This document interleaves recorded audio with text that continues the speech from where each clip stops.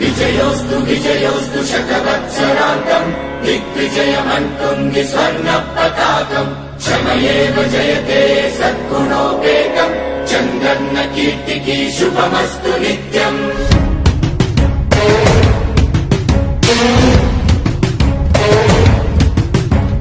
విజయోస్తు విజయోస్తు శతవత్సరాంతం దిగ్విజయమంటుంది స్వర్ణ పతాకం. ఎగిరింది ఎగిరింది మన పసుపు జెండా కష్టాల కన్నీళ్లు తని చేరకుండా నిలిచింది నిలిచింది ఈ తెలుగు జెండా నవ్యాంధ్ర నిర్మాత చంద్రన్న అండ రైతు కుల బాంధవుడు శ్రామికుల సేవకుడు చంద్రన్న నాయకుడు వచ్చాడు అడుగో శ్రీజనుల రక్షకుడు స్వర్ణాంధ్ర సాధకుడు చంద్రన్న నాయకుడు వచ్చాడు అడుగో.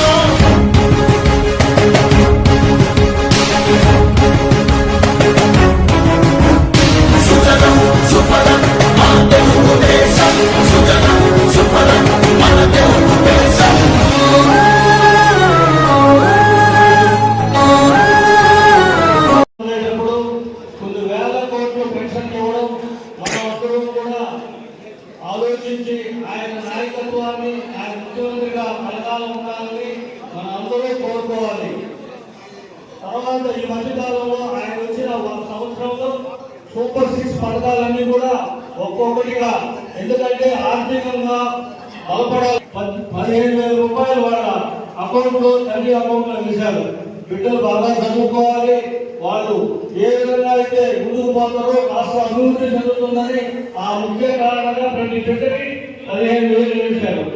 అది వెయ్యి వెంటనే ఇప్పుడు రైతులకి అన్నదాత సుఖీభవాన్ని మొట్టమొదటిగా 7,000 రూపాయలు ఇచ్చాడు.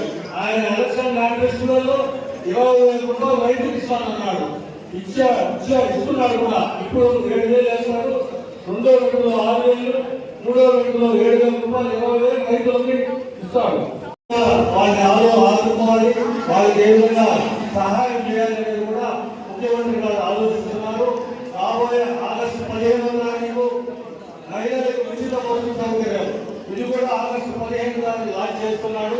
ఆయన ఎలక్షన్ మేనిఫెస్టోలో ఏదైతే చెప్పాడో అదే కార్యక్రమాలు అన్ని కూడా ఈ సంవత్సరం కంప్లీట్ చేస్తూ రాబోయే 3 సంవత్సరాల్లో రాష్ట్ర అభివృద్ధికి రోడ్లైతేమి మంచినీళ్ళైతేమి ఈ కార్యక్రమాలన్నీ కూడా కంప్లీట్ చేస్తారని తెలియజేస్తూ రైతులకు ఏ విధమైన సహాయ సహకారం కావాలన్నా కూడా ఈ 3 మండలాల్లో ఎమ్మెల్యే గారు ఆర్డీఓ గారి సహాయంతో మీకు తిరుమల ఉంటారని ఈ సభాముఖంగా తెలియజేస్తూ